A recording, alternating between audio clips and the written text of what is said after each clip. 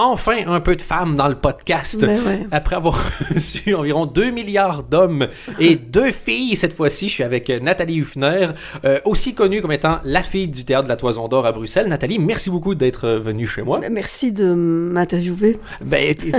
En général, je préfère que les gens disent merci à la fin. D'accord. C'est ok, plus... je le redirai alors à la fin. En plus, on a failli pas faire l'interview. J'ai eu des problèmes techniques pendant à peu près 10 minutes. Et c'est toujours gênant, des problèmes techniques, parce que tu te dis, admettons que je trouve pas la solution. Ouais. Alors que c'est toi qui t'es déplacé, je suis obligé de te renvoyer à la maison et c'est... Oui, c'est pas simplement parce que c'est une humiliation un peu masculine de pas avoir assuré au niveau technique, tu vois ce que je veux dire? Non. C'est une bonne question. Genre un peu comme si tu ramènes une fille à la maison, puis t'as une panne et tu vas dire non mais on couchera ensemble demain. Oui, non. Est-ce que tu crois que c'est déjà arrivé que ça marche? Le gars je pense une fois que t'as une panne, si c'est pour un... C'est foutu quoi. Et tu veux plus la recroiser jamais d'après moi. Oui. Je sais pas, il y a des filles gentilles, tu vois, ou des filles très amoureuses, platoniquement, donc qui sont prêts à attendre que la panne se dépanne quoi. Mais je crois que c'est pas la même. Qu'est-ce qui est pire? Avoir une panne avec quelqu'un avec qui tu sors ou quand c'est un one-shot? Moi, je crois que c'est pire avec un one-shot. Enfin, je dis, c'est pire avec une fille avec qui tu sors. Ça peut arriver. Ou alors une panne qui dure 1 an ou 6 mois. Bon, ça c'est embêtant, mais une panne. Ouais. Moi, je pense que ça doit être moins pire avec qui tu sors. Parce que, en fait, non, c'est pas vrai. Ça doit être pire en one-shot. Sur le coup, ça doit être beaucoup humiliant quand c'est un one-shot. Mais après ça, tu te dis, si je la recroise jamais, c'est pas trop grave. Mais ça dit que peut-être qu'au Canada, tu pourrais ne jamais la croiser. Bruxelles, tu vois, c'est un village, il y a quand même plus de chances. C'est un village à mort, Bruxelles. À fond, oui. Et toi, c'est quelque chose que t'aimes ou le fait que ça soit un village ou ça Écoute, ça ne me dérange pas. Je suis plutôt... autour de moi, il y a plein de gens qui partent, qui décident vers mon âge d'aller s'installer ailleurs. Vers ton âge, t'es pas obligé de dire précisément, mais ça donne plus... je m'en fous, moi j'ai 50, hein, donc voilà. Et du coup, j'entends beaucoup de gens qui disent je veux partir. Et moi, en fait, je crois que le côté village, j'aime bien, en fait. J'aime bien. Mais j'aurais pu vivre aussi à New York. J'aurais pu vivre peut-être à Montréal, j'en sais rien. J'aurais pu vivre ailleurs. J'adore la ville aussi. Mais j'aime bien Bruxelles, en fait. Et c'est vrai qu'en plus, toi, donc, au Théâtre de la Toison d'Or, c'est un genre de village dans le village aussi. Oui. J'ai l'impression que quand tu y vas, moi, je suis allé, donc, je sais pas, 7-8 fois dans ma vie. Et t'as l'impression de recroiser quand même souvent des mêmes personnes. C'est une espèce de petite communauté, non? Sans doute. Enfin, ça, je me rends pas compte parce que moi, depuis quelques années, quand je suis au théâtre et que je vais voir un spectacle dans mon théâtre, en général, je rase les murs ou bien je regarde par terre parce que je n'ai plus autant de plaisir à papoter avec tout le monde et n'importe qui. Sérieux? Oui, un petit peu. Je suis un peu fatiguée de ça, en fait. Donc, parfois, je regarde par terre pour pas croiser des gens que je connais ou que je connais pas mais qui commencent à me parler. Et c'est pas du tout de l'antipathie, c'est parce que je suis fatiguée un petit peu de ça, en fait. Tu sais, quand je faisais les petits matins, il y en a qui disent « Ah oui, mais t'as toute ta journée après des couilles. » Parce que quand tu t'es levé à 4h du matin, le reste de ta journée, c'est pour, genre, espérer mourir ou aller te coucher. C'est tout. Il y a zéro énergie. Et des fois, ça arrivait, tu vois, sur le trottoir, mettons, au loin, quelqu'un que tu connais, et tu dis « J'espère que je l'ai vu avant lui et je changeais de trottoir. » Parce que pour moi, ça a l'air d'être impoli, mais je trouve ça plus poli se dire si j'ai une conversation avec, ça va être chiant pour lui. Et donc, je préfère éviter tout contact social. Mais oui. Et puis parce qu'on n'a pas toujours quelque chose à dire. Et puis aussi dans notre métier, on attend de nous qu'on ait tout le temps quelque chose à dire. On attend de nous d'être toujours drôle. Enfin voilà. Alors que je te connais dans la vraie vie. Sinistre. Je suis sinistre. C'est comme ça. Mais blague à part, on va reprendre un tout petit peu du début. Moi, je te connais comme étant donc la fille du Théâtre de la Toison d'Or. Il y a eu beaucoup d'autres choses. J'ai fait quelques recherches sur les internets, forcément. Mais ça fait combien de temps déjà, le Théâtre de la Toison d'Or? 17 ans. Ah oui, 17 ans. Oui. Et c'est quoi? C'est toi qui as racheté? C'est subventionné? Comment ça marche? Non. En fait, on est 5 associés. On a ouvert le théâtre il y a 17 ans. On est 5. Ok, vous l'avez créé le théâtre. On a créé le théâtre. C'était un cinéma qui était fermé depuis une quinzaine d'années. Il y avait 2 salles. Et donc, mes parents ont eu un magasin dans la galerie La Toison d'Or pendant 25 ans. Ouais, pour ceux qui voient pas Bruxelles, en gros, c'est ça. T'as un gros cinéma à l'UGC. T'as une galerie commerçante. L'avenue Louis, c'est un peu le 5e avenue à New York pour prendre une comparaison un peu flatteuse. Bof, oui. Très flatteuse. Très flatteuse. Oui. Et donc, voilà, ça, à l'intérieur de ces galeries-là, tu as le Théâtre de la Toison d'Or, qui est un 396 Galerie La Toison d'Or, mais c'est... Non, le nombre de places dans le théâtre. Ah, 220. Pardon, donc 220 places, avec une programmation à l'année. Donc voilà, pour situer, pour ceux qui ne sont pas nécessairement tous au Et donc, pour revenir, donc moi j'étais une comédienne, simplement j'étais une comédienne, et je me suis entourée d'une équipe de gens qui n'étaient pas du tout comédiens, pas du tout artistes, et on s'est dit, tiens, est-ce qu'on n'ouvrirait pas un lieu? Parce que moi, je me produisais déjà toute seule dans des lieux comme le Théâtre de la Samaritaine à Bruxelles, qui est un petit café-théâtre, et chaque fois que je faisais quelque chose, ça marchait, il y avait du monde. Et on s'est dit, tiens, c'est un peu bête, pourquoi pas essayer de trouver un endroit où je pourrais plus m'installer et puis aussi produire d'autres gens. Donc, c'était dans cet état d'esprit-là qu'on a ouvert le Théâtre de la Toison d'Or. On était 5 et je me suis entourée de mon mari, Albert, de Sylvie Rager, qui, comme Albert, avait été ingénieur commercial, donc tous les deux, ils ont étudié Solvay à l'ULB, donc c'est des gens plutôt sérieux. Puis ma meilleure amie d'enfance et son mari. Et donc, on a loué le théâtre, mais on a fait des travaux, ça ne nous a pas coûté très cher.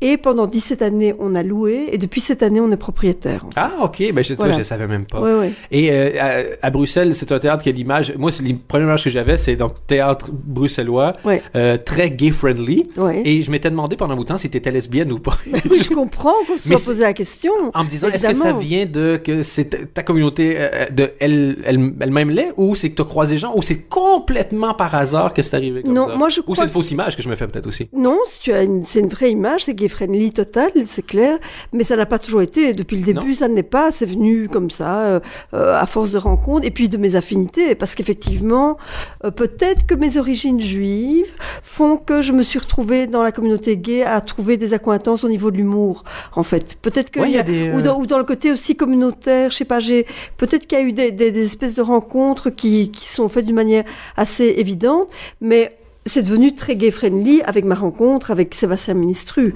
Donc, quand j'ai rencontré Séba il y a maintenant 13 ans et qu'on a fait notre premier spectacle ensemble, il y a eu une pièce avant lui qui était très gay-friendly, mais après, c'est vraiment ma rencontre avec lui qui a été déterminante à ce niveau-là. C'est vrai qu'il est très peu hétéro, Sébastien Ministru. Très peu hétéro. On va pas se mentir. Non. Très peu. Non. et comment ça fonctionne pour remplir? Donc, vous faites combien de pièces par année déjà? Écoute, ça varie entre, je dirais, 6 et 8 pièces, mais ça va plus vers 6-7 pièces. J'aime pas trop en faire. On n'est pas très mégalo, donc on y va. On a toujours été très prudent. Il y a toujours une très bonne gestion. Donc, c'est ce qui fait qu'aujourd'hui, au bout de 17 ans, on est toujours là parce qu'on n'a pas été subventionné tout de suite. Ben oui, c'est ça ma question. Comment tu fais pour vivre avec du théâtre? Mettons, si à 12 ans, tu dis à tes parents, papa, je vais acheter un théâtre, il va probablement te demander, ça va être quoi ton vrai boulot pour pouvoir survivre après? Ou viens me revoir quand tu auras fait faillite. Et vous, donc, 17 ans, et tu me dis que ça fait peu de temps que vous êtes subventionné. Parce que la plupart du temps, c'est ça, pour survivre les théâtres, c'est les subventions, non? Ça dit que je crois que le théâtre sans subvention, c'est pas possible, mais dans notre genre de théâtre, c'est-à-dire la comédie, ce qui est plus commercial que le théâtre d'Étanneux, qui va faire des créations un petit peu sérieuses ou ennuyantes, je sais pas quel mot utiliser, mais non, c'est méchant ce que je dis, parce que en plus j'aime bien aller voir des choses parfois qui se font ailleurs, contrairement à eux qui viennent peut-être pas voir ce que nous on fait. Moi j'adore aller voir ce que les autres font en fait. Il y a un snobisme, culturellement il y a un snobisme envers l'humour qui est, c'est vraiment la poubelle de la culture pour une série de personnes, l'humour. Alors qu'il y a du mauvais humour, mais je suis désolé, moi j'aime aussi, on dit, lire des livres compliqués ou checker des trucs plus prises de tête. Mais il y a des trucs il y en a qui se cachent derrière le fait que ce soit prise de tête pour simplement masquer le fait que c'est de la grosse bouse. Hein. Il y a rien derrière, quoi. En fait, c'est vraiment des gens qui se touchent et qui se racontent des histoires. Maintenant, ceci dit, il y a des théâtres dits sérieux ou dits plus intello, où il y a des choses fantastiques qui s'y font. Et pour ces gens-là, pour ces théâtres-là, c'est normal que la subvention existe parce que ce sont des théâtres de laboratoire, donc c'est comme de la recherche. On donne de l'argent pour la recherche, et pourquoi est-ce qu'on ne donnerait pas de l'argent pour de la recherche théâtrale? Voilà. Maintenant, moi, j'ai le sentiment parfois que chez nous, à la Toison d'Or, au TTO, on fait de la recherche parce qu'il y a beaucoup de créations, il y a beaucoup de spectacles qu'on crée là et qui n'ont jamais été joués ailleurs. Donc pour moi, c'est aussi une manière de faire de la recherche, sauf que je crois que mon goût du théâtre, mon goût, à rencontrer le goût de beaucoup d'autres. Donc c'est, tu vois, entre guillemets, il y a du travail, là, je ne vais pas réduire le travail, mais entre guillemets, c'est un espèce de coup de bol que ton goût soit justement commun avec plusieurs personnes. Voilà, c'est ça. Voilà, j'ai un goût probablement qui est très large et qui a... Oui, voilà. Et c'est fou parce que c'est des fois vu comme étant une insulte de dire que en gros, t'es commune. Oui. Mais j'ai lu dernièrement une étude que je trouve super fascinante, mais la beauté humaine. Si tu montres à quelqu'un 50 visages et que le 51e, c'est la somme de tous les visages, c'est le 51e visage que les gens vont trouver le plus beau. Ah oui. Donc la somme de tout ce qui est connu. Donc y a pas, pour moi, il n'y a pas de... C'est pas Satan. Et déjà, c'est pas Satan d'être populaire et c'est pas Satan d'être commun. Oui. Et comment ça fonctionne? C'est surtout des abonnements? C'est comme ça que vous avez réussi Non, on a des abonnés, mais non, ça a fonctionné pendant longtemps, spectacle par spectacle, tu vois. Donc, par exemple... Vous faites un mois par spectacle, plus ou moins? Ça dépend. Par exemple, Boing qu'on a eu en début de saison, on a fait quand même 7 à 8 semaines, tu vois. Donc, parfois, où Laurence, dans les premiers One Woman Show de Laurence, il y a des années, on faisait 8 semaines. Et puis, on reprenait l'année d'après, c'était de nouveau 8 semaines. Les pièces de Sébastien Ministru, la même chose. On a fait parfois des 8 semaines. Mais il y a des spectacles... C'est moi qui jauge un peu, qui me dit, tiens, telle pièce, je dirais 3, telle pièce 5 semaines. C'est instinctif. Et parfois, on se plante. Donc, et souvent, on se plante dans le bon sens. Ça dit qu'on fait trop peu, alors qu'il y avait un potentiel pour plus, tu vois. Mais il n'y a pas énormément d'endroits en Belgique où il y a des spectacles comiques qui sont comme résidents, qui durent plusieurs semaines au même endroit, non? Il n'y en a pas beaucoup, non. Non. Il y a déjà pas beaucoup d'endroits consacrés essentiellement à l'humour. Déjà, je crois que c'est pas il n'y a pas une tradition de l'humour en Belgique au départ. Non, je trouve pas. Mais c'est-à-dire qu'elle commence à venir, mais à la base, je crois que le Belge a tellement été traité de con et d'imbécile pendant des années par les Français et tout ça, qu'on a un peu développé une espèce de complexe du con. Et du coup, je trouve que en tout cas en théâtre, chaque fois qu'il se faisait quelque chose, c'était plutôt prise de tête, avoir l'air d'être sérieux, quoi, tu vois. Et donc, réaction. En réaction. Moi, j'ai l'impression qu'il y a un truc comme ça. Et quand moi, j'ai étudié au Conservatoire de Bruxelles, donc pour être comédienne. Et franchement, à cette époque-là, j'étais une des seules qui était absolument décomplexée face à l'humour et qui disait j'ai envie de faire ça. Et mes profs, ils me faisaient travailler du Claudel, ils me faisaient travailler des choses, mais pas du tout pour moi, mais c'est ce que j'ai fait au conservatoire. Et en fait, ce que je voulais faire à l'époque, c'était faire rire. Mais on n'était pas nombreux, en fait. Et aujourd'hui, je crois que les écoles, en tout cas genre le conservatoire, il y a beaucoup plus de jeunes qui ont envie de le faire parce que c'est devenu culturellement... C'est plus là, aujourd'hui, qu'à l'époque, quoi, tu vois. Moi, je pense que l'humour, c'est les nouvelles... les jeunes qui veulent faire de l'humour... Comme à l'époque, je crois que les jeunes voulaient faire de la musique, ils voulaient faire du rock. Oui. Il y a une espèce d'engouement. Mais quand tu vois aussi, il y a des humoristes qui ressemblent de plus en plus à des rockstars aussi. Oui. Quand tu vois qu'ils remplissent des salles, qui ont des fans, qui font du cinéma, qui sont riches, qui ont une vie de jet set. Quand tu vois Jamel Debbouze qui sort avec Mélissa Tourneau, Gad Elmaleh qui s'en va jouer dans des films de Woody Allen. Ça fait envie. C'est les rockstars. Oui, c'est les nouvelles rockstars, c'est vrai. On n'en a pas encore 1 million de rockstars. Non, ça malheureusement, on est loin du million, peut-être pas même de la dizaine, donc voilà. Tu parlais du complexe. Moi, c'est un truc qui m'a frappé, et il continue de me frapper. Ça fait maintenant 8 ans que je suis en Belgique. L'espèce de réflexe de oui, mais nous, on est petits. Ouais. Alors que je l'ai dit plein de fois, mais tu compares au Danemark, à la Suède, même au pays. On n'est pas il y a plus de Belges que de Québécois. Hein. On n'est pas spécifiquement plus petits ici, mais il y a cette espèce de s'excuser à chaque fois. Mais tu crois pas que c'est parce que nous sommes à côté de la France? Ah, clairement, vous avez la même chose que les Canadiens anglais ont par rapport aux États-Unis. Voilà, c'est ça. Peu importe ce que tu fais, t'as l'impression que t'as quelqu'un qui a 10 fois les moyens à côté de toi. Exactement. Oui, tout à fait. Je crois que c'est ça, en fait. Mais alors, quand tu regardes, je peux comprendre peut-être sur scène ou au cinéma, mais quand tu regardes, puis même encore au cinéma de moins en moins, mais quand tu regardes en télé... En télé, mais attends. Je dis, quand tu compares Paris Première et Télé Bruxelles, qui sont censés être des télés locales similaires. Enfin, c'est une blague, quoi, tu vois. Nous, c'est la télévision, on dirait une télé de l'Est d'il y a 35 ans, quoi. Mais n'empêche, il y a un point que tu dis que je trouve qui est bon. quand on parle de programmes télé qui sont intéressants, et c'est ce qui est en train de se passer aussi en comédie aux États-Unis, j'entendais une question, où sont les humoristes maintenant? Avant, t'avais des huge sitcoms, genre des Ray Romano avec Everybody Loves, Tout le monde aime Raymond, je crois qu'ici, Seinfeld, pour prendre l'exemple. Oui, bien sûr. Aujourd'hui, sur des grosses chaînes, il n'y en a plus, mais il s'est développé, il y en a plus, en tout cas, il n'y en a plus de la même qualité, et il s'est développé une série de petites chaînes autour, et c'est là-dessus que c'est créatif. Enfin, ça, on va faire du name dropping, mais dans tous les chaînes FX de ce monde, et Showtime, etc. Et en France, j'ai l'impression aussi, de plus en plus, quand j'entends des programmes intéressants, nouveaux, novateurs, t'entends plus justement les trucs de la TNT, ou les paris premières, et j'ai l'impression qu'il n'y a pas ça en Belgique. Non. Il n'y a pas de chaîne alternative nécessairement. Non, c'est vrai. C'est soit les grosses ou les petites. Je Télé Bruxelles, probablement qu'ils voudraient faire des choix de programme. Ils veulent, certainement. Voici 6 €, fais-nous 1 heure de programmation. Je crois que c'est parce qu'on est très... J'ai l'impression que les chaînes nationales ici sont très étouffées, sont très politisées, sont très étouffées. Donc, on ne peut pas tout faire. On dépend Et je trouve que les chaînes télé en Belgique sont très frileuses, sont très... elles sont frileuses. Dès que tu proposes un truc... T'as proposé des trucs, toi?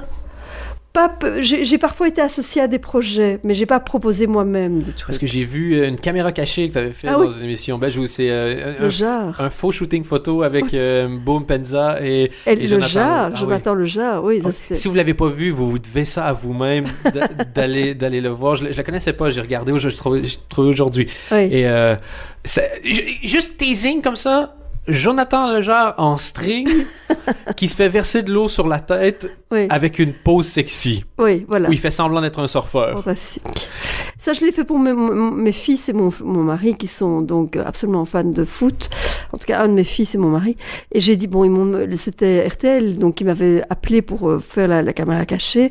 Et au départ, c'est pas tellement mon truc. Et puis j'ai dit, pour eux, je dois le faire, quoi. Et donc j'ai été... Et c'est la seule que t'as fait, la caméra cachée? Oui, j'avais fait, mais le programme a pas duré non plus. Non, c'est ça. Il m'aurait reproposé, peut-être que je l'aurais fait. Je sais même pas dans quoi c'est passé. Je crois que Ça vous fait rire. C'est un truc qui avait tenté, il me semble, un été avec Maria Del Rio, si ma mémoire est bonne. Oui, peut-être. Mais qui avait pas du tout, malheureusement.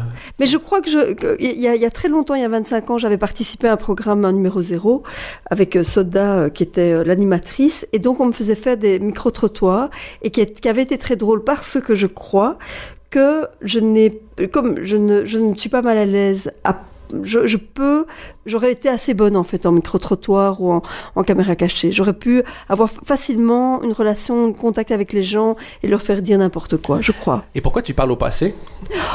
Écoute, Dan, je fais tellement de choses. Et puis à un moment donné aussi, non, c'est pas ça, mais... comment expliquer T'as l'impression que ta chance en télé est passée? Ta chance, peut-être que t'en foutais en plus, mais... Non, si tout à coup demain, on me propose quelque chose... Il y a des gens, tu vois, qui me proposent... Enfin, on m'en parle pour l'instant, par hasard. Mais si on me proposait quelque chose... C'est parce qu'en fait, je ne suis plus dupe, en fait. Et donc, des projets que tu proposes et qui se font remballer, tu y crois. Enfin, moi, j'ai eu des frissons dans ma vie 10 fois où je me dis, ça y est, on me propose un truc et puis, en fait, ça ne se fait pas, tu vois. Donc, c'est pas du tout que je suis désabusée, pas du tout, parce qu'au contraire, je travaille, j'ai envie d'être encore créative, je suis toujours excitée à l'idée de créer des nouvelles idées et j'ai la chance d'avoir ce théâtre pour m'exprimer, tu vois, c'est fantastique, c'est une chance incroyable. Voilà, si la télé vient, pourquoi pas, mais ce n'est plus un rêve, ce n'est pas un objectif, tu vois, voilà. Tu penses pas à ça en t'endormant le soir? Non. Et puis bon, je suis aussi réaliste, j'ai 50 ans. Ah oui, en télé, une fille plus de 40 ans... c'est ça, tu vois. Ben oui, voilà. Mais toi, tu as la chance d'être... honnêtement, pour ton âge, ça va encore. Je sens le flatteur, là. Toi, tu veux faire un one-man show, t'as de la façon d'or un jour.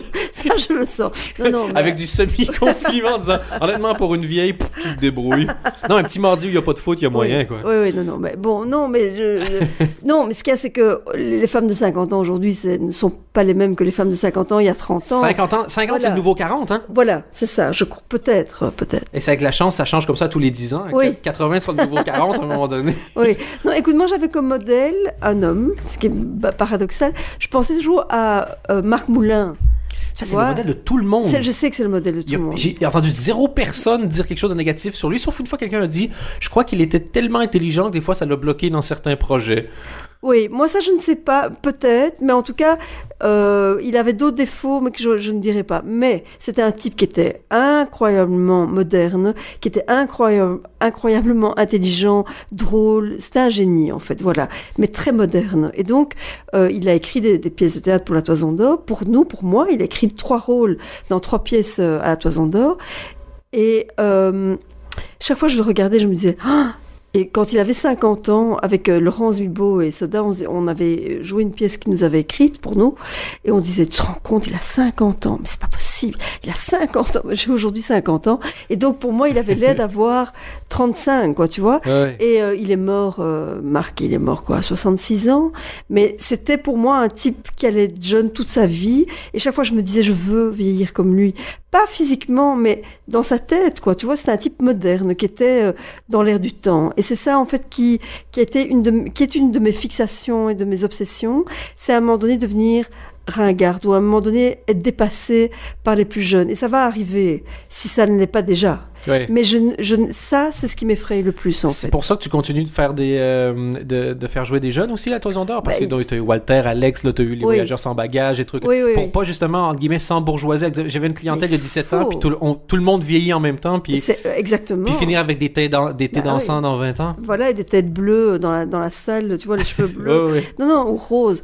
Mais évidemment, attends, c'est obligé. Par exemple, ce que vous avez fait, ou ce que tu as fait, je sais pas très bien, au King's Comedy, où vous avez donné la parole à des jeunes. Oui, le tournoi, Next Prince of Comedy. Ouais. Eh bien, pour moi, l'avenir, elle est là-dedans. Elle est pas pour l'instant ailleurs. Elle est là-dedans.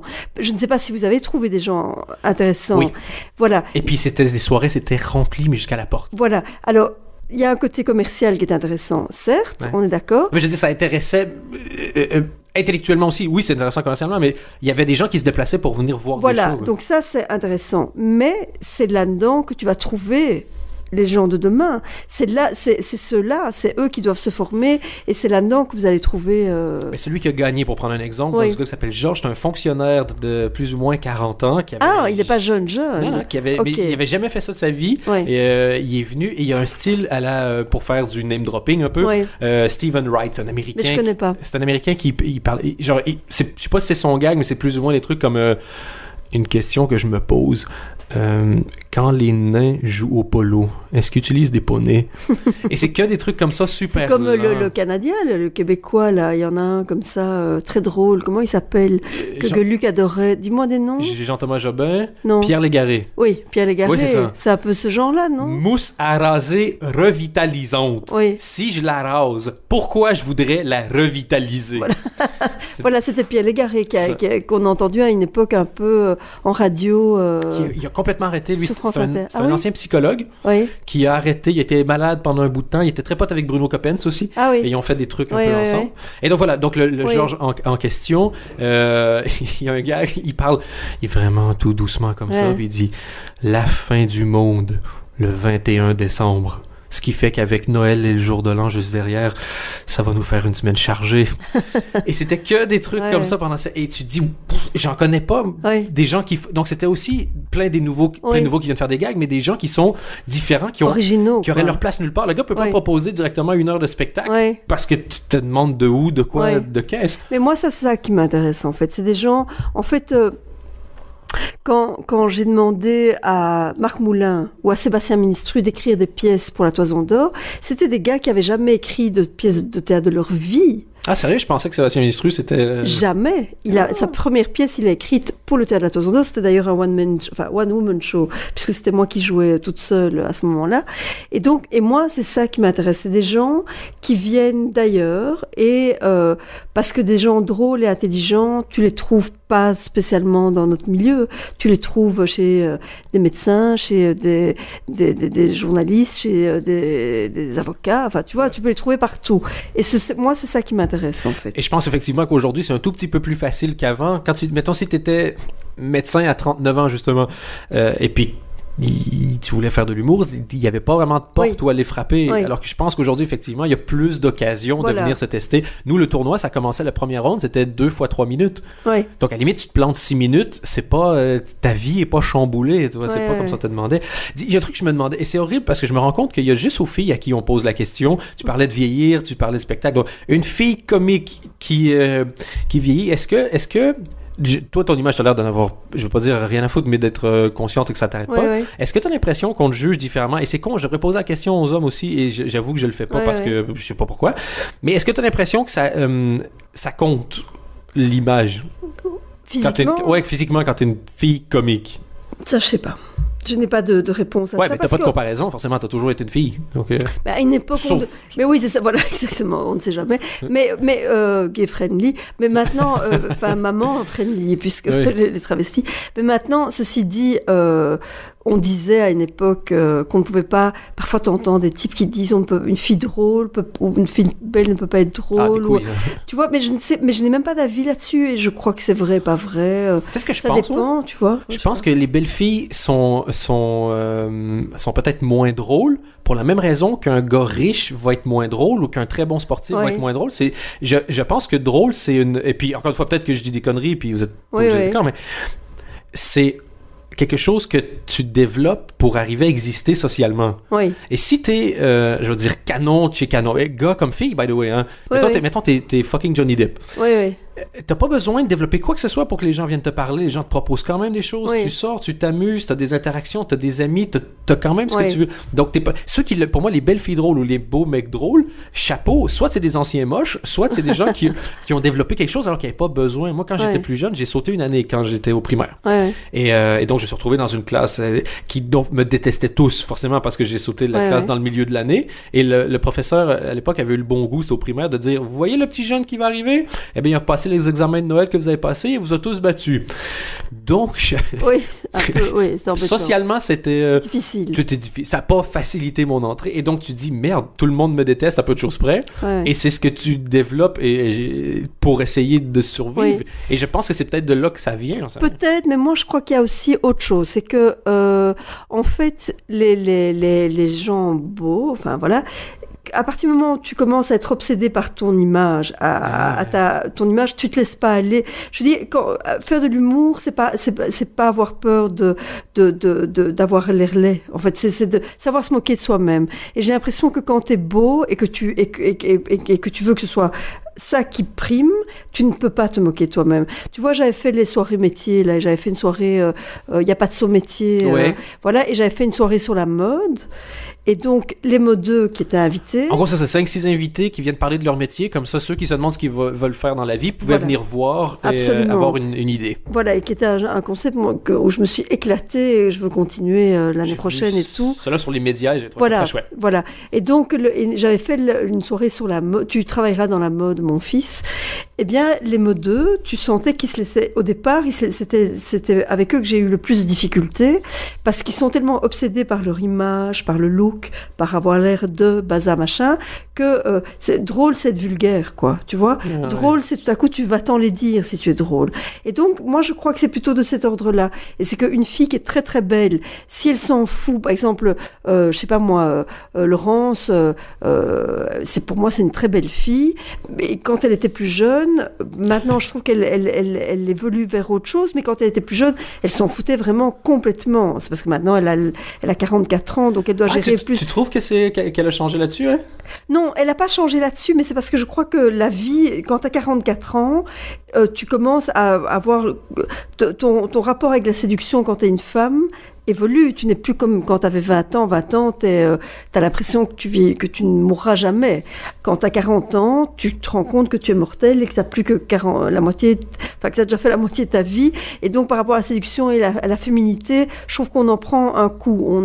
Et moi, je sens que Laurence, et je comprends, mais à mort, elle a envie, et c'est une belle fille, et elle a envie encore elle a encore envie d'être encore plus belle qu'avant, tu vois. Quand elle avait 20 ans, je trouvais qu'elle s'en foutait un peu plus de ça. Voilà, c'était ça. C'est une ressource inépuisable quand tu as 20 ans. Il te reste 1 million de jours. Mais c'est ça, exactement. Tu vois, et tu te dis, tu t'en fous. Et si tu fais des grimaces et que tu as l'air moche et que tu ressembles à un gorille, tu t'en tapes, quoi, tu vois. Et elle avait ça dans sa tête, je trouve, fort. Et donc, il y a des filles comme ça où... ouais, je sais pas, enfin voilà. Mais maintenant, voilà, des comédiennes drôles et belles qui on connaît, je sais pas... Dans les jeunes, j'avoue que moi, je connais très, très, très, très peu le théâtre. Et dans les humoristes filles qui ont beaucoup de succès, oui, c'est pas des canons, quoi. Florence Foresti, Anne Romanoff. Oui, c'est ça, oui, bon. Oui. Et il y avait Valérie Lemercier. Oui. Catherine Deneuve fait des trucs un peu... oui. Oui. Mais très... Oui. L'image est pas... Non, c'est vrai que ça a l'air d'être compliqué, quand même. Ça a toujours l'air d'être sous une épaisse couche de vernis, la comédie. Oui. Non, c'est vrai que les exemples sont pas... En même temps, il y a peut-être des gens qui sont derrière leur clavier qui vont m'envoyer 1 million de messages avec une longue liste.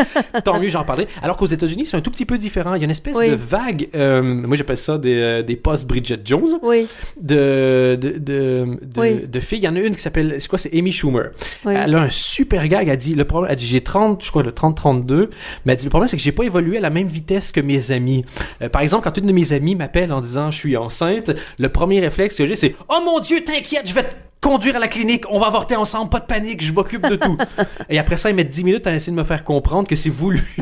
Qu'elles vont le garder. Qu'elles vont garder, qu'elles sont heureuses, que c'était... Ouais. Et donc, c'est ça. Et t'as plein de filles qui font aussi des blagues sur Twitter, il y en a beaucoup qui font des blagues sur le fait qu'elles sont un peu seules, qu'elles ont 12 chats, n'importe quoi. Et c'est des super jolies filles qui ont un côté un peu... je suis mignonne, et je fais des blagues d'autodérision et assez trash aussi. C'est ça. Oui. Donc, le mélange, moi, me fait... une des premières qui a fait ça, c'est Sarah Silverman, qui avait un truc, avait présenté une fois un gala, et il y avait Jack Nicholson qui était dans l'assistance. Elle dit « Oh mon Dieu, Jack Nicholson est là. Oh, Jack, si tu savais à quel point je t'aime. » Honnêtement, depuis le début de ma vie, je me rends compte que tu as été dans toutes mes actrices préférées. Ah oui, c'est bien. Et donc, c'est avec une tête d'ange un peu. Et donc, mais quand j'avais 25 ans, j'ai fait un one-woman show qui s'appelait La vie merveilleuse de Sarah Epstein, qui était tiré d'un roman new-yorkais, ça s'appelait Sheila Levine is Dead and Living in New York, enfin je sais plus exactement. Et donc c'était l'histoire d'une jeune juive new-yorkaise qui décidait de... On aurait pas... Bizarre. Il y avait quand même vachement bien caché leur jeu. Voilà, tout à fait. Et donc l'histoire, c'était une jeune juive new-yorkaise qui décidait de se suicider parce qu'elle trouvait pas de mari. Et donc le thème, c'était exactement ce dont tu parles. Donc, dans mon spectacle, je ne parlais que de ça. Et donc, ça se terminait par mon suicide qui ratait, évidemment, mais parce que je ne trouvais pas des mecs et que tous les mecs sur lesquels je tombais, c'était des espèces de nazes, d'horribles, de laids, enfin voilà. Donc, ça me fait penser à ça. Ouais. Et qu'est-ce qui te fait rire, toi? Qu'est-ce qui te faisait rire il y a 20-25 ans? C'est l'humour juste new-yorkais, genre Woody Allen, ces trucs-là? Avant, Woody Allen, ces derniers temps, j'aime un peu moins, en fait. Mais j'étais fan de Seinfeld, enfin, quand on parle de loin de chez nous, quoi, tu vois. Ouais. Mais quand j'étais petite, ça a commencé par Guy Bedos, Fernand... Enfin, tu vois, il y avait les locaux, quoi, ceux qui étaient tout près, quoi, Fernand Reynaud, enfin... tout ça, c'était des comiques que mon père regardait et que je regardais avec lui, que j'aimais bien, et puis voilà, et puis j'ai grandi. Mais je suis assez... j'ai des goûts assez larges, tu vois, c'est... Voilà, il y a des trucs que j'aime pas, il y a des trucs qui me font pas rire. Qu'est-ce qu'il y a des trucs dans les trucs qui cartonnent, parce que je veux dire, taper sur des gens qui ont pas de succès, c'est pas chouette, mais dans les trucs qui cartonnent et que tu dis putain, je capte pas pourquoi ça marche. Ah oui. On va parler d'un truc que j'ai vu dernièrement qui a l'air de super bien marcher et je vois pourquoi il marche. Les gars sont bons. C'est juste, moi, je sais pas, on dirait, c'est comme des fois si, mettons, on essaie de te montrer une image puis t'es aveugle. Oui, tu comprends, je vois très bien. Oui. J'ai pas c'est les décaféinés. Ah oui, moi, ça me fait pas rire. Mais ils sont super doués, hein. Oui. Et ils doivent pas m'écouter, mais pour moi, je vois, je sais pas, j'ai l'impression de revoir du cabaret, de voir limite ou bien, tu vois, genre café, le truc, les petites capsules. Caméra café, Caméra café, moi, ça ne me faisait pas rire. Et C'est bizarre, hein? Ouais. Ça me faisait pas rire. Tu captais pourquoi ça marchait ou pas? Ou même pas où c'était? Non, dans un autre univers. ça ne me faisait pas rire. Je regardais et je ne comprenais pas. Mais je respecte, mais je ne. Bon, il y en a d'autres aujourd'hui qui ne me font pas rire. Je ne vais pas dire leur nom. Tu ne vas pas m'avoir là-dessus. Voilà. Mais où je me dis, mais je ne comprends pas. Je ne comprends pas, en fait. Voilà. Mais dans les trucs qui me faisaient. Mais, le truc récent, mais je trouve que bref. C'était très, très, très drôle, très efficace, bien foutu. Il y a plein de trucs qui me font rire. Moi, en spectacle, en one-man show et tout ça, mon dernier gros coup de cœur, c'est Gaspard Proust. Ouais. Qui, lui, m'a fait... Quand j'ai vu son spectacle, ça m'a fait hurler de rire. Mais hurler de rire. Ça, je crois que c'est le truc que j'ai le préféré ces dernières années en seul en scène, en fait. Voilà. Et quand tu étais plus petite et que tu savais déjà... Est-ce que tu as eu une autre carrière avant le théâtre? Non. Ou tu savais déjà que c'était ça? Non, je suis devenue comédienne parce que j'étais nulle à l'école, tu vois. Ouais. Oui, j'étais une très très mauvaise élève, une tricheuse. Pourtant, t'as pas l'air conne. Non, mais j'étais peut-être pas conne, mais très mauvaise. Non, j'étais pas conne, mais très mauvaise, très immature. Je trichais. Est-ce que tu crois que j'ai triché depuis mes 8 ans, quoi. Mais ça, c'est un signe d'intelligence, hein? Peut-être, je sais pas. Si t'as la capacité de mettre au point une tricherie... Oui. Il y en a plein. Il y a des super anecdotes de tricherie. Moi, quand j'étais au collège, si tu voulais aller aux toilettes, il fallait qu'il y ait un surveillant qui allait pas aux toilettes pour que tu triches. Mais il y avait un faux plafond.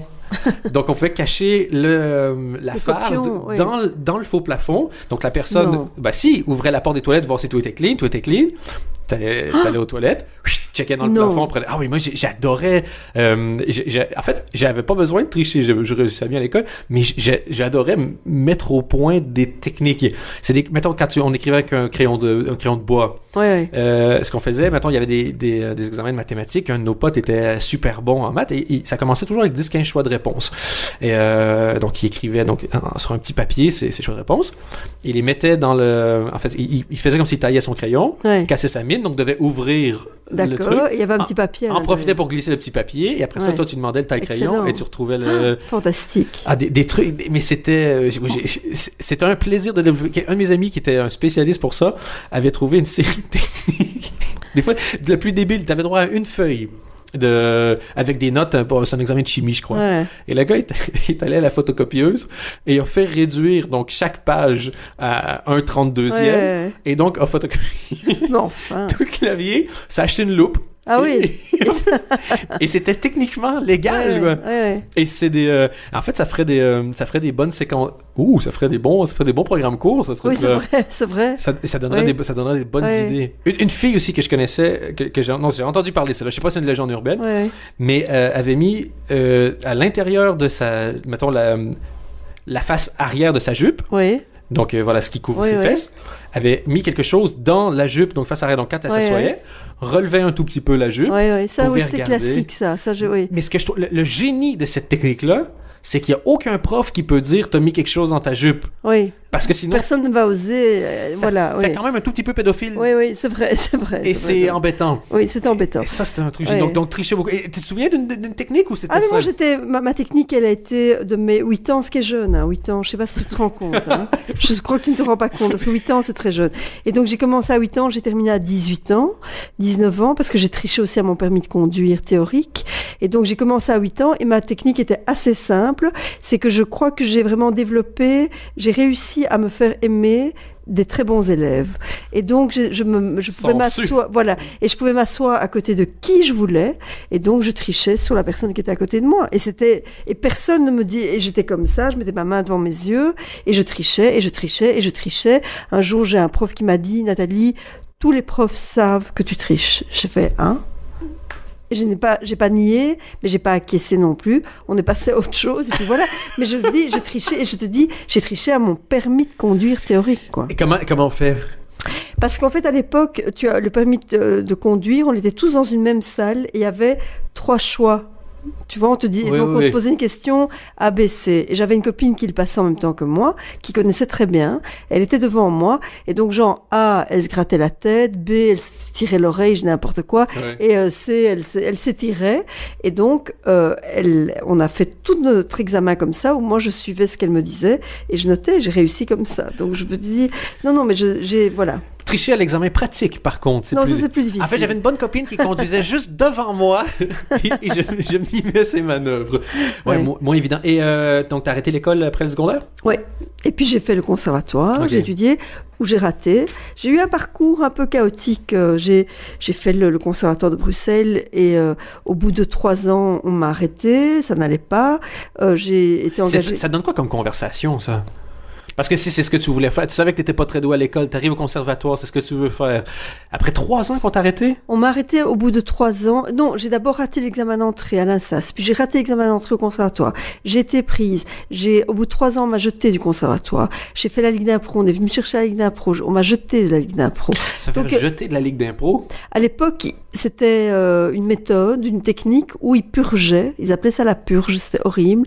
Et donc, tous les participants à la Ligue d'impro, on recevait tous une liste de tous les noms de tout le monde et on mettait à côté, en fin d'année en juin, on mettait oui ou non. Sérieux? Et donc tu te faisais jeter par tes copains en fait. Il fallait mettre une petite étoile aussi ou... Non, on te disait oui ou non. Et tu te faisais jeter par tes collègues, tes copains. Et donc si tu avais un certain pourcentage, au-delà je crois de 11% de gens qui disaient non, tu étais purgé, ils appelaient ça, c'était horrible.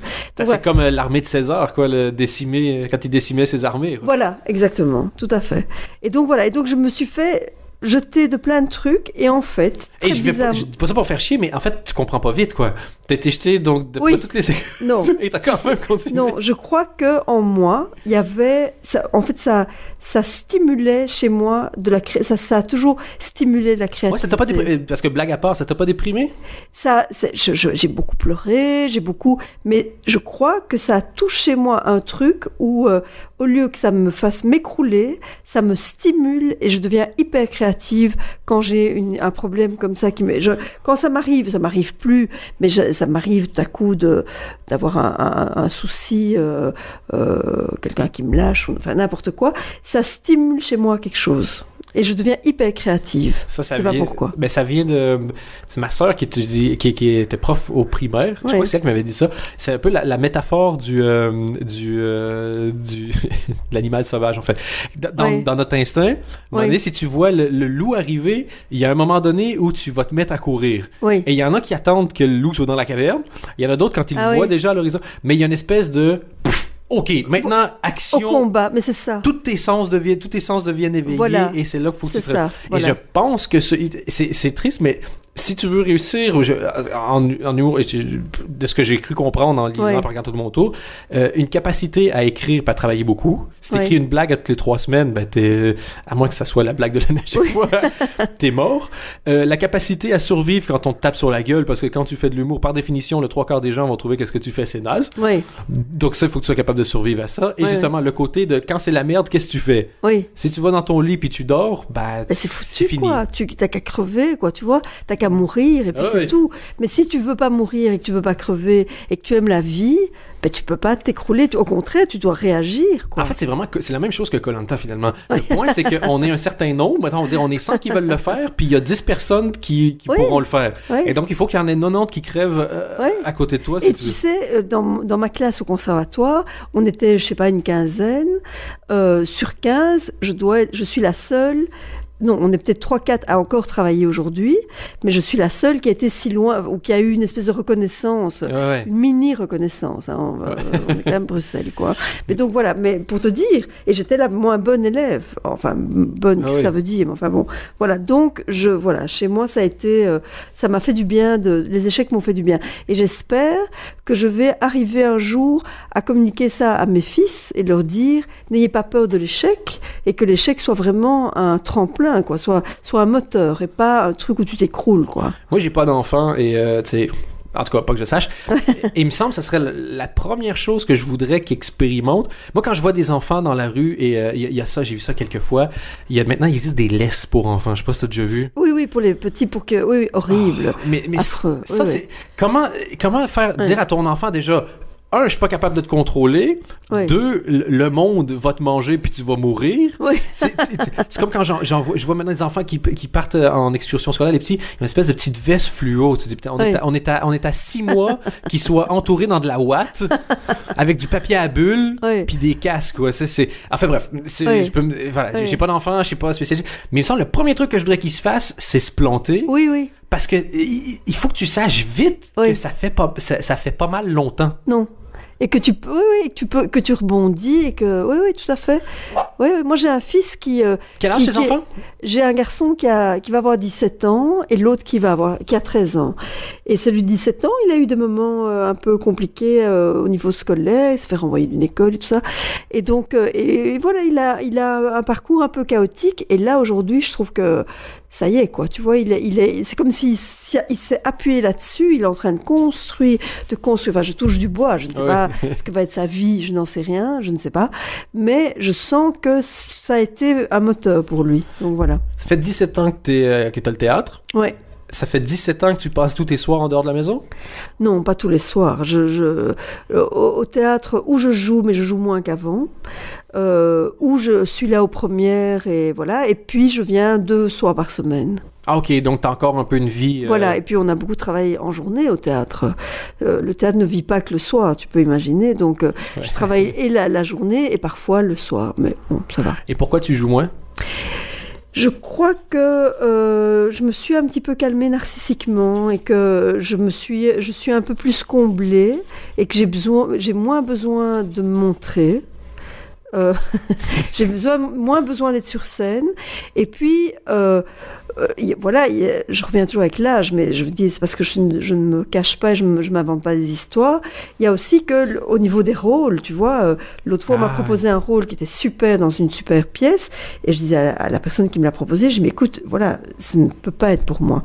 Il aurait fallu que tu me l'aurais dit à 40 ans ou à 35 ans, j'aurais fait des bonds de joie, mais là, c'est juste trop tard, je trouve. Voilà. Et donc, je crois que quand tu es une femme, les rôles qui sont pour toi à 50 ans, c'est plus compliqué, en fait. Il faut qu'on écrive pour toi, en fait. Voilà.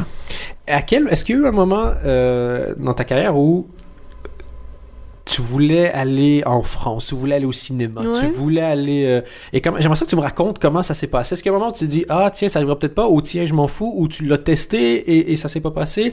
Parce que j'imagine que, Mané, ça se bien, tu sors le théâtre marche bien, tu fais des pièces, tu joues, tu as un momentum. C'est quoi le moment où tu sentais que tu avais le plus le vent en poupe et jusqu'où tu voulais aller à ce moment-là? Mais j'ai eu envie de tout ça, de tout ce dont tu parles, quand j'avais pas le vent en poupe. Ah ouais?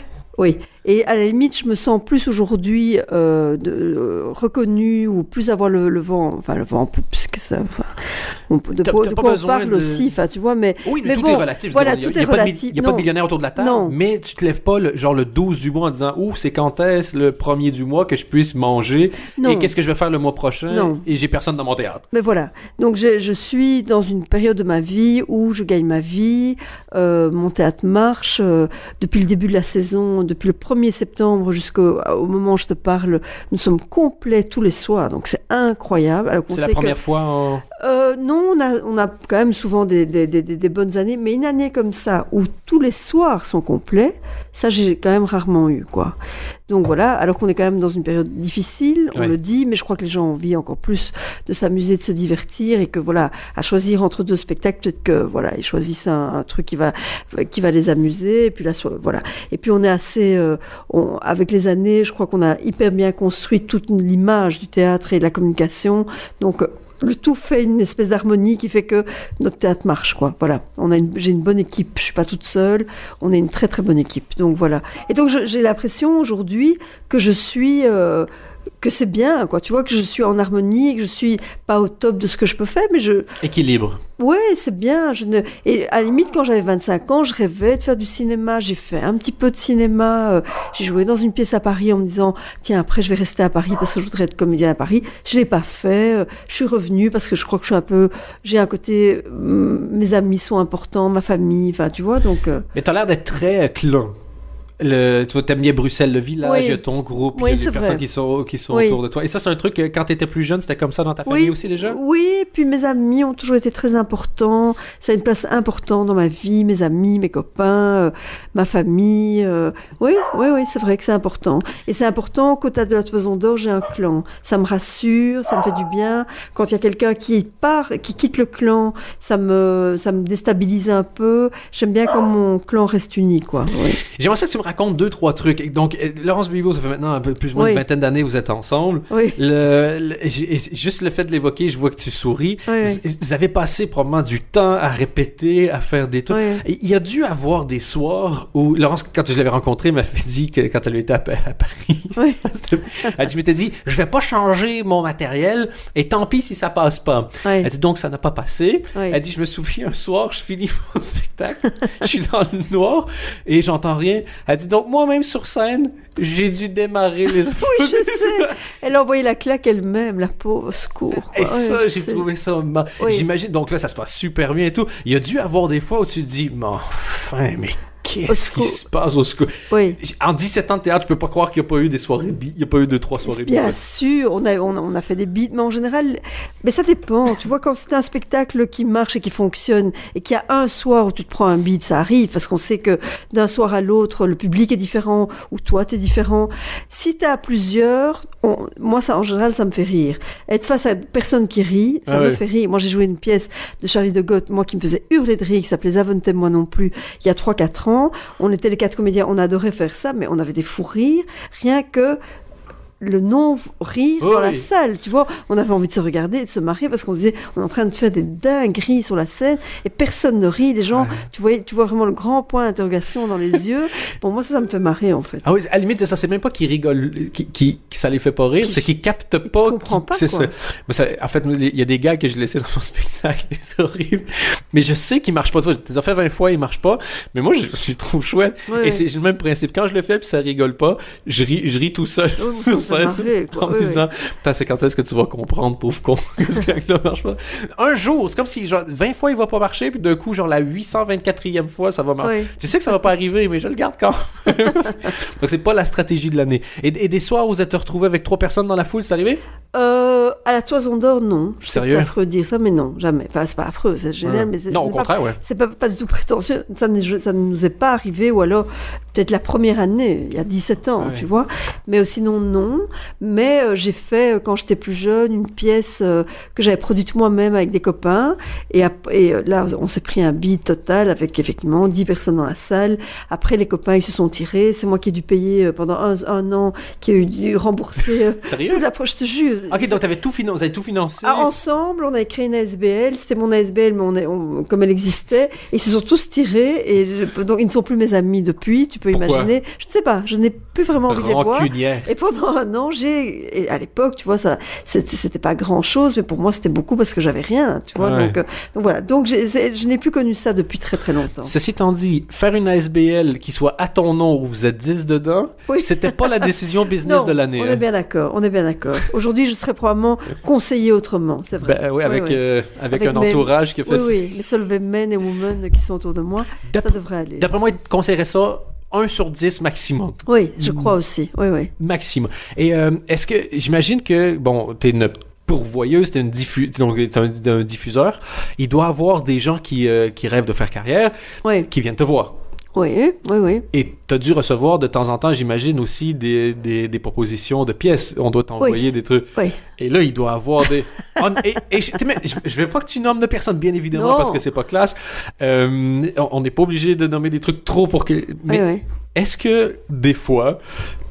Des soirs où t'es avec des copines au bout de 3-4 verres, vous cherchez à vous marrer, tu vas ressortir... Non, j'ai jamais fait ça, Dan. Sérieux? Je te jure. Je te jure. Je n'ai jamais fait... Ça, c'est vraiment un truc que j'ai jamais fait. Ah, tiens, les micros sont maintenant éteints. Non. Honnêtement. Je te le jure que je n'ai jamais... Parce que j'y ai pas pensé. Non, parce que j'y ai pas pensé. J'ai peut-être déjà... Non, c'est vrai, j'y ai pas pensé. Ça m'est déjà arrivé de lire ensemble une lettre qu'on avait reçue au théâtre, tu vois, et de se marier sur une lettre. T'as reçu des lettres de plainte? De plainte, de plainte. De quoi tu peux te plaindre au théâtre? En télé, je peux comprendre parce que beaucoup regardent la télé par défaut. Zap, tombe sur quelque chose. Mais au théâtre, à partir du moment... Il y a un de mes humoristes préférés, c'est un Québécois qui s'appelle Mike Ward, qui est super trash. Son spectacle s'appelle Pedophile Jokes and Death Threats. Oui, d'accord. Et il commence son spectacle en disant, la seule raison pourquoi je l'ai appelé Pedophile Joke and Death Threats, c'est que s'il y a une blague de grand-mère qui vous choque tout à l'heure, en général, les gens vont se sentir beaucoup trop cons pour dire, j'ai acheté un billet pour le spectacle blague de pédophile, il y a une blague de belle-mère que j'ai pas aimée.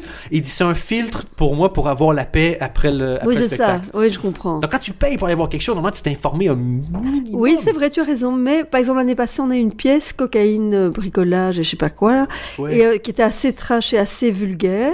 Et donc, peut-être qu'on avait mal, nous, communiqué sur le propos de la pièce, mais donc, il y a des gens qui sont venus. On a reçu plein de lettres de gens qui étaient mécontents, vraiment des gens qui étaient fâchés, quoi, parce qu'ils trouvaient ça vulgaire, grossier, enfin voilà. Ça arrive très rarement, hein, mais voilà. Et qu'est-ce que vous faites avec ce courrier-là? Parce que moi, c'est déjà arrivé. Je réponds, hein. Tu réponds? À ceux-là, oui.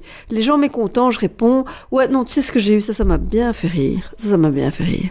C'était pour la soirée qu'on a fait sur égalité, virilité, féminité, tu vois, sur le truc. Et en gros, c'était une soirée, il y avait 8. Il y avait une dizaine d'humoristes qui venaient faire des petits sketchs chacun sur le même thème donc que tu viens de nommer. Voilà, qui était l'égalité homme-femme. Et pour ou contre. Pour ou contre, oui, ou rien, tu vois, voilà. Et donc, ou rien.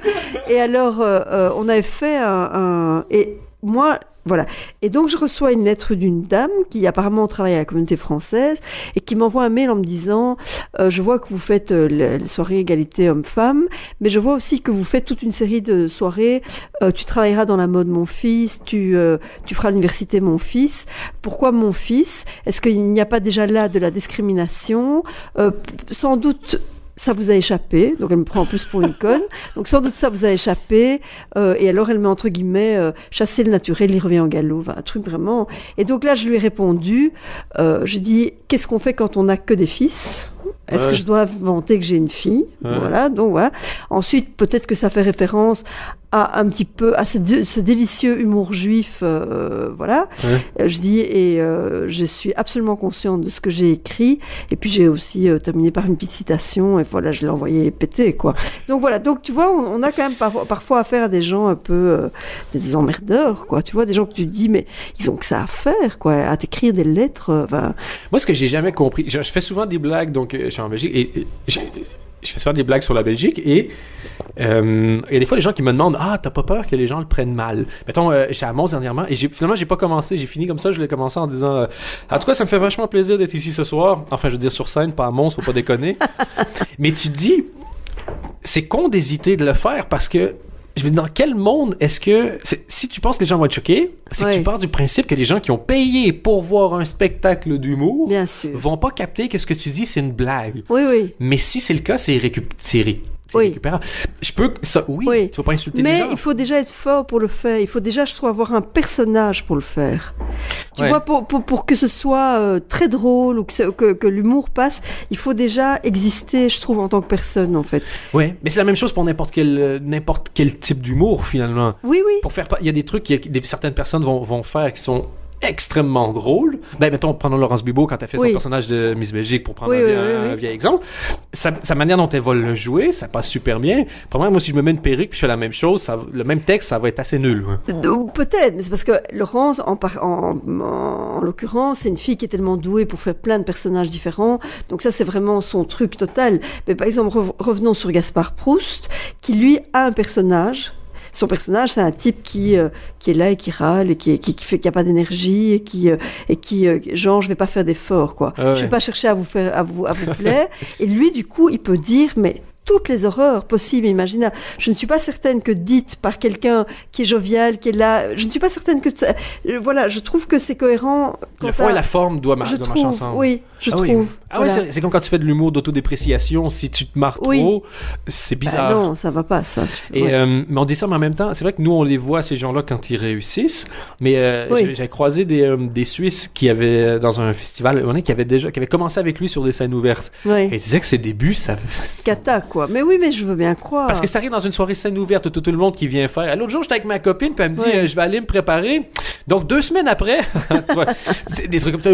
Après ça, t'as un gars qui débarque et puis qui lâches 3-4 horribles punchlines comme ça. Oui. Tu te demandes d'où ça vient, mais ces gens-là, quand ils trouvent leur public, par contre, c'est génial parce que ceux qui l'aiment bien lui, il n'y en a pas 22. Non. Enfin, bref. Parmi les gens qui écoutent le podcast, il y en a plusieurs qui sont des humoristes ou des auteurs, des choses comme ça. Toi, tu as un théâtre. Ouais. Est-ce qu'il y a un endroit où s'il y en a qui ont des idées de pièces ou même des trucs qui sont écrits et qui aimeraient t'envoyer, est-ce qu'il y a un endroit où ils peuvent le faire? Au Théâtre de la Toison d'Or. Ça, c'est au Théâtre de la Toison d'Or, 396 Galerie de la Toison d'Or. Et il faut savoir que moi, je suis beaucoup plus sensible à ce qu'on vient de me parler d'une idée qu'on a, plutôt que d'un texte. Après le texte, je peux le lire après. Mais moi, ce qui m'intéresse au départ, c'est l'idée. C'est venir vers moi en me disant, écoute, voilà, j'ai pensé à un truc et c'est ça. Et je suis une instinctive. Je suis pas une fille. J'ai pas fait des grandes études. Et je suis les pas très études que rationnelle. t'as faites, ça s'est pas super bien passé. Ça s'est pas super bien passé. Et donc, je suis une vraie instinctive. Et mes choix, je les fais comme ça, en fait. Donc, si on veut, mettons, on se dit, j'ai une bonne idée de piège, j'aimerais ça, je vais quelque part, j'ai pas d'endroit. Tu votes pour ou le de point. concept, tu vois. Et voilà. Et moi, je me dis, ok, cette idée, ce concept, avec ces gens-là, je le sens bien. On continue, on va un peu plus loin. Et puis moi qui reçois de temps en temps aussi je me rends compte d'un détail. Sur 10-15 personnes qui m'envoient un email en disant j'ai une idée. Oui. Il y en a entre 0 et 1 quand tu leur envoies un mail en disant fais tel truc puis montre-moi après. Oui. Ils le font pas. Quasiment. Et donc, il faut jamais sous-estimer la valeur de la paire de coronets d'aller voir la personne en live. C'est vrai. Parce que des gens qui viennent te voir en live, il ne doit pas en avoir 5 par année. Non, mais c'est vrai que ceux-là, c'est quand même... Bon, il y a aussi, moi, je rencontre pas tout le monde non plus. Tu vois, il y a un Alors, ils m'ont dit que donné... t'étais une fille facile. Tu fais bien l'accent belge, je dis. Je vais arrêter parce qu'habitude, on me dit arrête, tu insultes tout un pays. Donc, si ça a bien marché maintenant, j'arrête et je prends ma retraite de l'accent belge. Alors, moi, je vais essayer de faire l'accent québécois. Ça va être très, très mauvais. Mais donc, voilà. Donc, non, je ne vois pas tout le monde. Et donc, il faut... Se reçoit et déplace. Voilà. Mais un jour, il y a un gars, c'était excellent, qui m'a envoyé une lettre, mais fantastique. Comme une lettre d'amour, tu vois, mais avec beaucoup d'humour, mais trop... exagéré. Et en fait, après, j'ai regretté, je ne lui ai pas répondu. Ouais.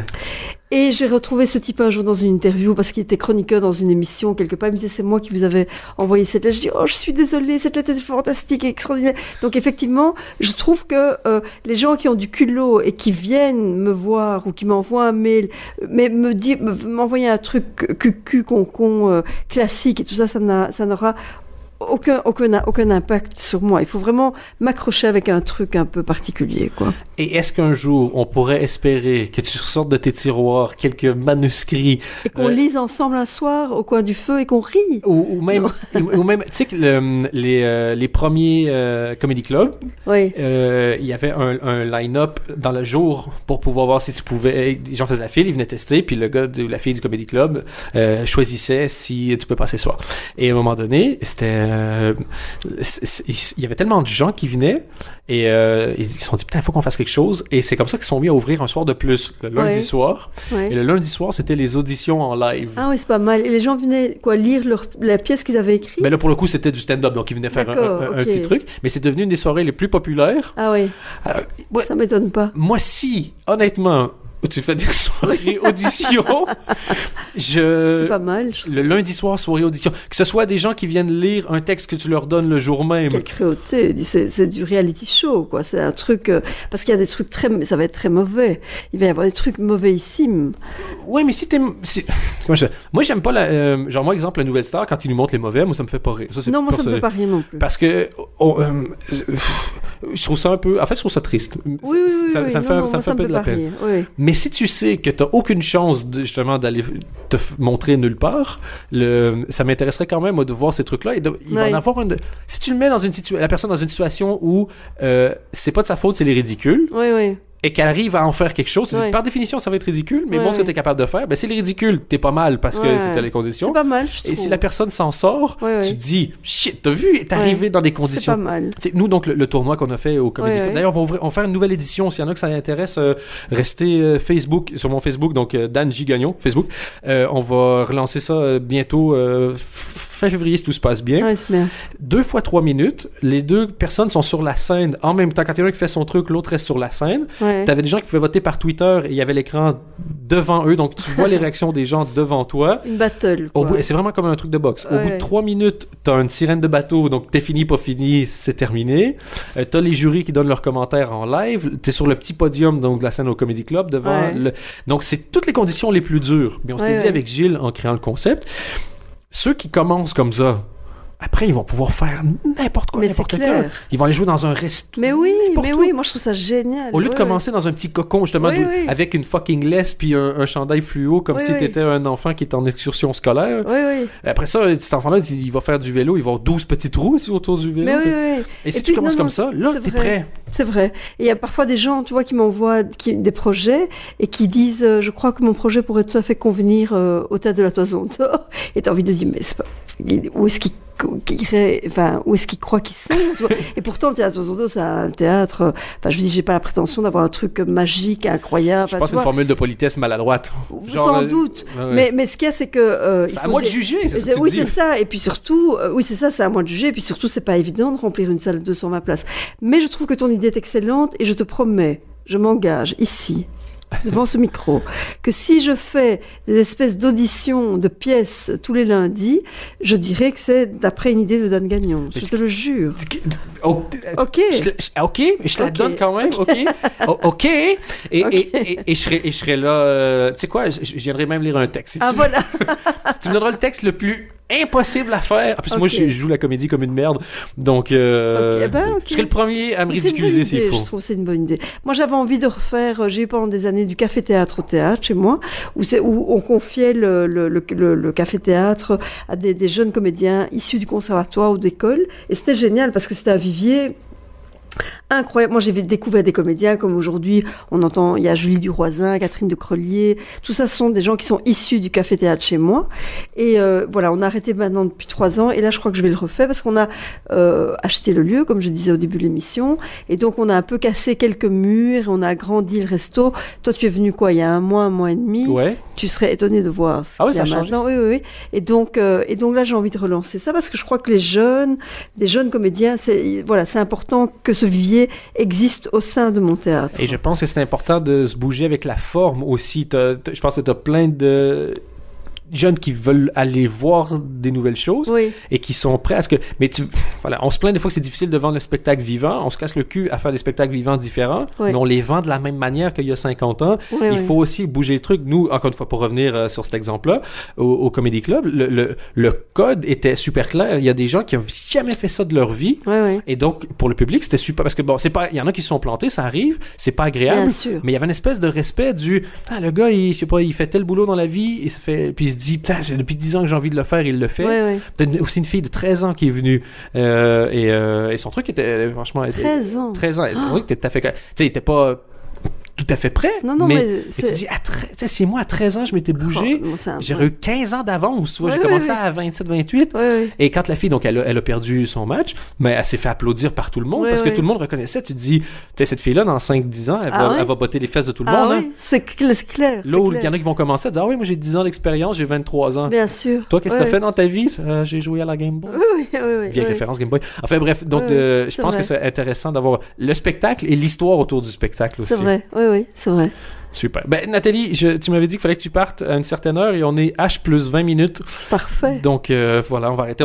On a bien causé. C'était super agréable de Oui. causer avec toi. Moi aussi, c'était très gai, très Et chouette. on se recroise. S'il y en a qui veulent te joindre, on est peut-être dire que t'es formidable, t'es sur Facebook, Twitter, quelque chose. Ben oui, je suis sur Facebook, bien active. Bien actif. Oui. Pour J'ai pas avoir ma page, hein, mais et je peux plus prendre d'amis parce que je suis à 5000 et je ne passe pas en page fan de, tu vois. Mais bon, c'est pas grave. Il y a moyen de me suivre et je mets mon Facebook est visible Est par ouvert, même. Ouais, ouais. Comme ça, t'as pas l'impression d'être vieille. Ouais. Voilà. Tu maîtrises encore les nouvelles À technologies. mort. Moi, je suis très geek en fait. Ah oui? J'adore.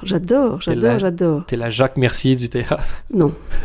Parce que oh, non, ça, tu vois, j'adore Jacques Mercier, j'ai énormément d'affection pour lui, mais ça, je crois que c'est le compliment qu'il fallait pas me donner, qu'il fallait pas me dire, parce que j'espère que le jour où je tweeterai comme Jacques, il faudra absolument que quelqu'un me le dise, non, Nathalie, ça suffit, arrête, quoi, non. Non, je suis geek, j'aime j'aime être sur mon ordi, tu vois. J'aime aller voir tout ce qui se fait et tout ça. Mais voilà, j'espère que pour l'instant, je suis... comment dire comment dire? Tu vas devoir couper, là. Je suis... Je pourrais t'aider. Tu pourrais m'aider? Je pourrais t'aider. Tu dirais en québécois ou quoi? Non, non. Mais j'y vais, mais doucement, quoi. Tu vois que je suis pas trop... j'envahis pas ma page de bons sentiments et de phrases toutes faites. J'espère. Voilà. Et pour ceux qui ne connaissent pas, je vous incite à aller voir. C'est encore une jolie fente. Honnêtement, dans sa catégorie... Je le fais encore. Est encore oui, belle bon, forme, quand même fort cougar, mais bon... c'est la mode, c'est la mode. C'est la mode, c'est la Parfait. mode. Merci beaucoup, Nathalie. Merci, Dan. Bisous, bye.